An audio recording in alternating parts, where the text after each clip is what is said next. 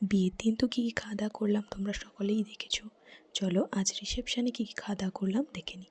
প্রথমেই তো পড়ে গেল থালা, জলের বোতল, তারপর চলে এলো স্যালাড, ফ্রায়েড রাইস, বেগুনি আর চিলি চিকেন দিয়ে ফ্রায়েড রাইসটা মেখে খেলাম, খুব সুন্দর লাগলো।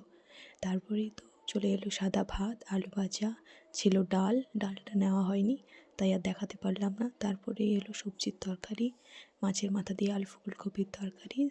তারপর এলো দই কাতলাটার মাছটা খুব ফ্রেশ ছিল, দই কাতলাটা দিয়ে ভাতটা মেখে খেলাম, খুব সুন্দর লাগলো খেতে।